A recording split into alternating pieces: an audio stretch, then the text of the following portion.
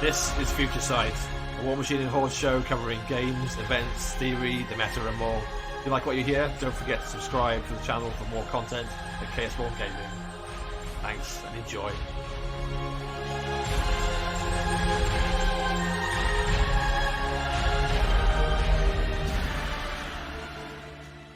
So, welcome to Future Sight. Thanks for joining us. We're talking, or I'm talking, some of my own tonight, about a little bit of the spoilers that we've seen come out of Property Press over the last couple of days.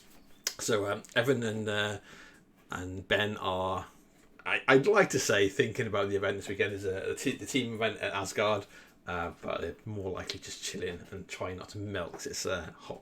It's hot in the UK right now. And people over like in the States don't understand because you've got aircon and that doesn't exist over here really. So we just melt.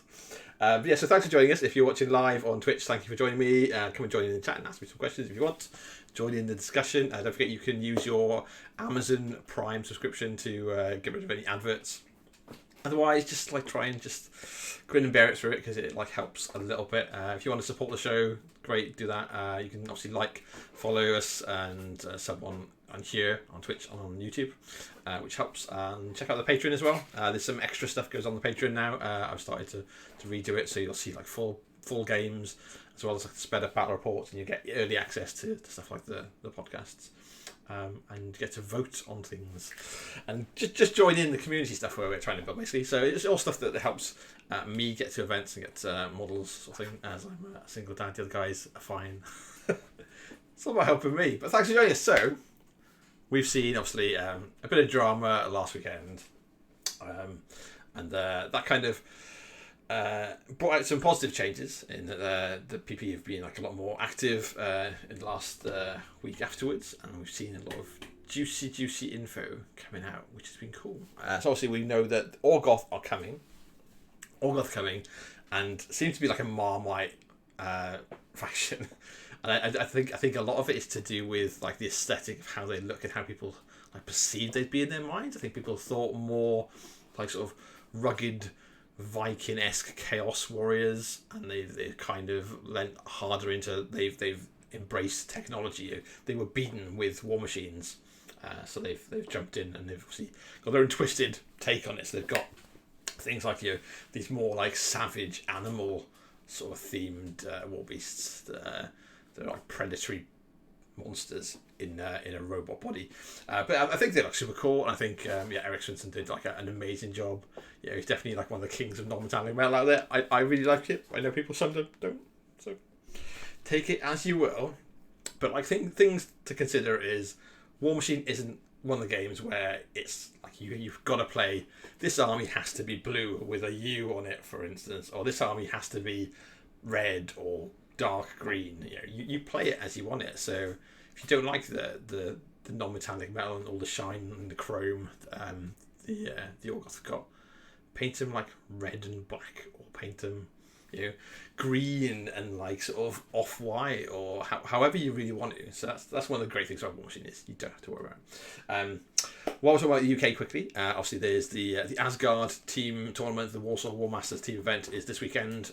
Hopefully there'll be some streams that will be live. I won't be there. I've got my kids all weekend, so I can't no one to be able to them this weekend, so I can't go and film. But I know that Chris Dacker, who's running the show, is planning on, if he can manage it, stream games from the venue. If not, he'll be recording some and they'll go up on the Warsaw War Masters YouTube channel afterwards. So check that out. And also Northy from Epic Flail, I think, is intending to take his gear, and then he'll see when he gets there what he can manage. It's a really great show, and good luck to everyone that's taking part. It was sold out. It's just got all three England WC teams. A team from York, Epic Flail, who are mostly ex-WCC players or on the sidelines for various reasons of work and stuff, or coming back. And then there's obviously the home ground team, the Warsaw War Masters, and then a bunch from the north. Got Nerdjacks, Inverted, and then the part of the Welsh team that can make it, supported by like the Swindon Meta, which is the seventh bridge, I think they call themselves, or seventh crossing. It's a reference to the set. Yeah. but it'd be fine. Anyway, so yeah, good luck to them all. It should hopefully really good. I'm hoping that it's nice weather all weekend, and someone gets to stream it, so I can just put my kids in the garden and supervise them while I watch the stream. Yeah, live vicariously through you guys. So yeah, so that's fantastic. There's a load of events coming up as well. There's like events in Northampton, in the Wirral, in York, in Leeds, in Firestorm Games in Cardiff, in Big Bristol Independent Gaming in Bristol, and obviously I imagine that the Warsaw Lot will run some more too. So yeah, there's tons of events happening all the way through to September, where there's another team tournament which is going to be in Firestorm Games in Cardiff. So that's going to potentially be like the last like epic sort of fight out between all the home nations WTC teams and like the best contenders to get them practiced and ready to go to Belgium the next month for the WTC. So that'd be cool. We're not seeing if PP is doing anything about the WTC this year. They did give some support to the last one, which is the first time they did. So they sent people might have seen them, what are they? The Shield Guard guys for the Flames lists, the Morrowind Priest. So yeah, we'll see if anything happens this year. It'd be fantastic if they did. Probably like there's a lot of logistics to it. Talking about logistics, hopefully we'll start to see some changes in the logistics over here for the UK and Europe. I know Wayland Games, who are the big distributor or the new distributor for PP stuff in the UK at least, have had allegedly have had one of their bigwigs kick their ordering team and be like, "You're missing out on like hundreds of pounds of orders because people aren't ordering because they don't expect us to have stuff in stock, or it's taking too long." So apparently there's a huge order going into PP this week. So I'm excited because I've got some stuff on order with them. So yeah, if you want to support the channel, check out the link in the show notes. It's like an affiliate link. It doesn't make it any cheaper, but Wayland are probably like the cheapest to buy from over here anyway, and just gives us a bit of a kickback. But let's have a look what we've seen. So you have to miss out on me and look at this instead. So obviously I'll hide it again. In the corner next to me and then behind me, you'll see like the new the Storm Legion art, which looks fucking cool. It's basically like taking Storm infantry, the Storm Knights and stuff, and just buffing them up to like Man of War size and just throwing them into some huge melee. You know, they've got the new little icon there, up there. If my finger goes too far, vanishes. But yeah, so it'd be super interesting to see how things work. But let's have a little look through it. So obviously we've seen some of this stuff on the Primecast. So these lovely models here are kind of leaning towards the Warcaster aesthetic, certainly gun wise. So these are Storm. These are new Stormblade guys. The Storm Legion snipers, but it looked like they've brought guns straight out of Warcaster. I know some people haven't liked it, but I super love the aesthetic of Warcaster, so I'm like, what's not to like? They look like these massive badass fucking cool guns. So we've got two posters for them. We've got this guy, and if I can get there we go, and this is the second guy. Pretty standard like snipers poses, but you know they've got capes on, they've got like a bit of camo, makes sense, and then they've got these huge what are basically railguns. So I expect like they'll be long range and pack a hell of a punch. But yeah, I really like the way they look. And then we move on to the light warjack. So he looks pretty beefy. He looks like a miniature Thunderhead with like the voltaic sort of coils on his back. But I'm not sure if we've seen much in the way of rule spoilers, but it's a light with a shield and a sword. Obviously is full on Storm X mechanic. The other warjack we've seen has got accumulator. I wouldn't be surprised if this guy's got it as well, right? So accumulator on the other warjack, which we'll cover in a bit when we get to him, relies on being within 3 inches when he starts his activation. Within 3 inches of a Storm Legionnaire model, gets an extra point of focus. So yeah, it's pretty good to have a ton of extra efficiency. Yeah, it's got a shield, got some sort of lightning generator. Looks pretty cool. Just a little bit more like teched up as well than the standard ones. You can see like the evolution of the water jacket technology, which is cool to watch. So this one, like, absolutely made me roll my eyes because it's another journeyman warcaster in a faction that has so many journeyman warcasters. They've got another one, but I guess if you want to play like super solos, then you've got Kane and this new one and the unnamed journeyman, and then you've got it's like 5 or 6 of them altogether. So yeah, any other faction that's like sitting back and going, why don't we have more journeymans? It's because they've all been press ganged into Cygnar size. So yeah, I don't think there's like a need for it. Like it could just be like a super solo, right? Or it could be like a Jack Marshall instead. If they really want to tie it to Warjacks. So I'm not sold on the fact that they need another journeyman, but that's what we're seeing. And with obviously a ginormous lance thing, like, is that a gun or a melee weapon? And more to the point, this is for the old timers out there, will it actually have a lance roll? Will it be named like voltamic generator galvanic lance and not have the lance roll? It wouldn't surprise me, but yeah, we'll see what interesting thing, because it's got to add something different that the other journeymans don't. So we'll have to see how the rules pan out for it.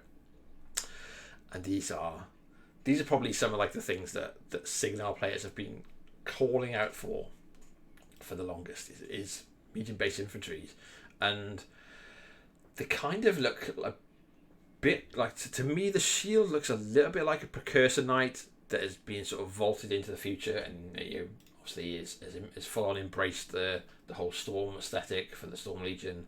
But they look like somewhere in between assault troopers and man of war, obviously with that Cygnar flavour, right? With they got like the little lightning generate things on the back. You've got pipes or wiring going between like that little backpack to the enormous hammer. So yeah, and obviously, and you can see like the teched up part of the armor. It's not just a bit of physical armor. It's a bit more like a power sort of mini power suit. So there's two sorts of those guys that we're seeing. So we're getting the one pose, and then the second one with these massive like rifles with what looks like the meanest looking bayonet in the Iron Kingdoms attached to it.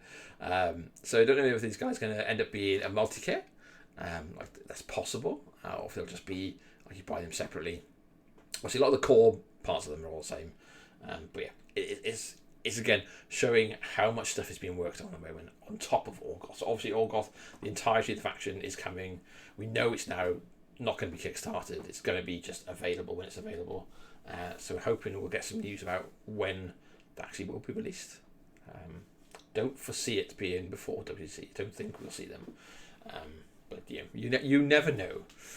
I know, got me again. So this is because there's no background. So this one is on was on yesterday. So this is Captain Athena de Barrow. So this is a Storm Legion Warcaster. So I'll read it out for you. So excuse me while I look the other way. So among the first Warcasters to sign on to Cygnar's new Storm Legion, Captain Athena de Barrow is an expert in combined arms and defensive tactics. Those who follow behind her moving wall of warjacks into battle know Captain Barrow will do all that is within her power to see that they live and fight another day. So a warjack caster, which is cool. A defensive, and then so like some stat interesting things. Is a defensive measure special rule states that while within a control range and in base to base with one or more models in the battle group, models in the battle group gain +2 arm and can't be knocked down. So interesting. And then her open fire spell enables target warjack in a battle group to immediately make an attack. And it's an attack, not a melee attack or a ranged attack.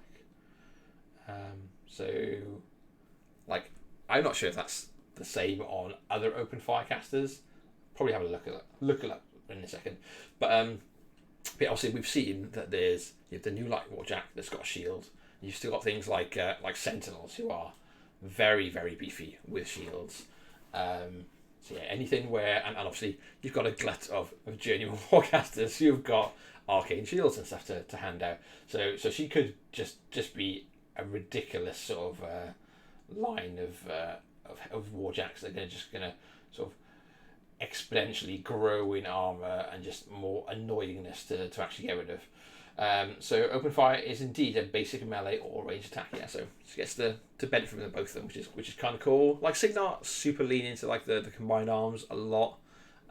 So it's good that they're not gonna like miss out on having that. So we'll see. Now she also has a shield, and what's got to be a lance. Please God, let it be a lance. And this chunky beast that has been the cause of some controversy because of the weapon choice is the Striker heavy warjack. So if you've not been like up to date on the lore, Striker was a warcaster. It came up through the ranks in various iterations. In canon, he died, but then at the Battle of Henjold, a Morrowian Archon bearing his likeness basically came down to fight, which is why you can have the Striker. I think I'm not sure if it's a mini crate or it was a con exclusive. It might be a con exclusive model, which I think looks super cool to be fair. But anyway, the warjack obviously is got that same sort of more up to date, more advanced technological look with a chunky ass shield, and the shield if you look as well has got like these sort of lightning, looks like lightning generators built into the front of the shield. But the blurb says the first wholly galvanic warjack to enter mass production in the service of the armies of Cygnar. The Striker is powerful. It's powered not by a coal-fueled steam engine but by a mechanical storm chamber. Armed with a brutal voltaic hammer and a galvanic shield, the Striker is more than capable of delivering a swift reckoning to any opposition that's unfortunate enough to step into its path. And then the rules, as I said, this is the one that's got accumulators. We've seen some of the rules, just like three lines of rules. So it gets accumulated with Legionnaire models. So when it activates within 3 inches of a Storm Legionnaire model, it'll get extra focus. It's pretty good for efficiency. It also has overtake, so if it hits after it destroys one or more enemy models with a basic attack, its combat action gets to advance an inch. And on a critical hit with the voltaic hammer, it's a slam. So the model hit is slams directly away from the Striker. Whether or not that'll be an optional thing, I'd hope it's an optional thing, because it really sucks when you commit a heavy warjack to go and kill something, and then they randomly crit and you're no longer in range. So hopefully not. But moving on, this is probably like my favourite of the jacks actually. Yeah, this is was it the Direwolf? I think this is, which is obviously a Kadoran jack. So he's beastly to look at. Like, yeah, a Kador jack looks like it's just durable. It has a humongous shield, and then an axe. It's Kador, right? It's what you expect.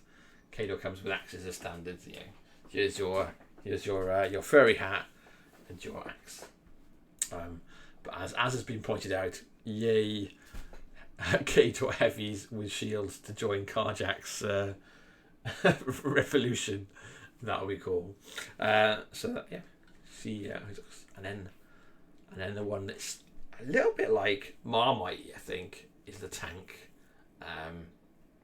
So I'm not sure if they've confirmed that this is going to be a 40mm base.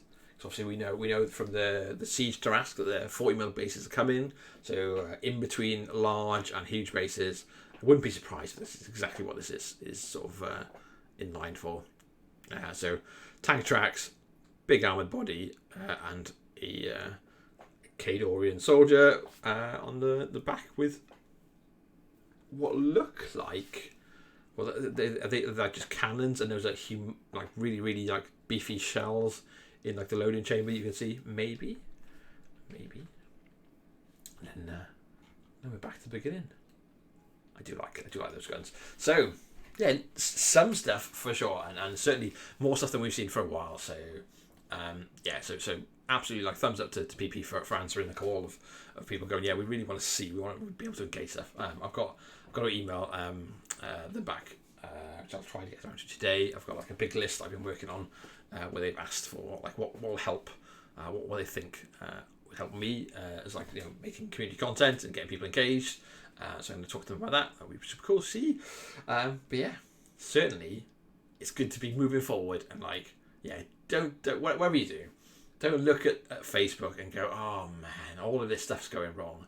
The best thing you could do, the absolute best thing you could do if you are loving War Machine, is get a fucking table going, get your friends around, go out somewhere, stick down a mat, stick down some terrain, and start playing. And there's a bunch of people that all creating content at the moment, which is super cool to see. It's like a really good variety.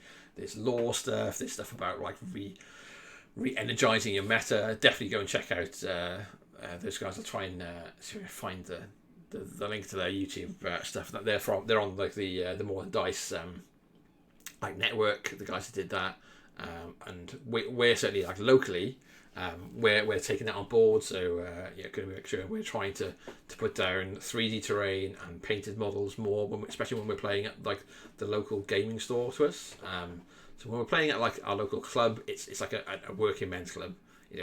No 70-year-old ex-miner is going to come and pick up War Machine, or maybe they do, but we're much more likely to attract new players by sticking down a pretty army, having an Archangel on the sideboard, some like terrain, some painted models, and have a great time. We have people come past and like say, like, is that War Machine? Or I used to play War Machine, or what is this game? And yeah, obviously having nice terrain down and like accepting that it might not be as accurate to play with, but we're getting good practice out of it anyway. We're having fun, and we're also trying to make sure we're not just bringing like the same to competitive lists. Like a bunch of us, certainly when we play, are all on like respective WTC teams. So we want to be playing our lists that we want to take to Belgium. We want to do well with, but we're also like very aware that not everyone wants to, and we're just trying to like flex a little bit more to allow people to have more fun. So not just going to have like Gorshade 4 rammed down their throat, unless they ask for it, which literally happened last time I went. I got asked to play Gorshade, so it's fine. But yeah, so stay positive, like absolutely stay positive. There's loads of new content creators. There's loads of stuff happening. Events are definitely on the up. Like the big American cons are also starting to come up. You'll be able to see like the leaderboard and stuff for Warfare Weekend, and I think LVO and like the Boca Pro are probably actually starting like to work up towards where you'll be able to book and stuff like that. Because come the winter season, it's all on. Yeah, gonna be nice and brief. I'm on my own. My kids could wake up at any minute and start screaming. So and it's hot. It's damn hot. So I'm gonna get on and do some painting, which isn't a bad thing. So thanks for joining me. Thanks for being there. It's been brief, but I'll get the stuff uploaded and it'll be live Saturday morning, I believe. But if you're on Patreon, it'll be live tonight. So have a check it out. And it is appreciated, what everyone's doing. Hopefully, everyone that's playing games on the weekend, just go and enjoy the fuck out of War Machine. I'll catch you later. Bye.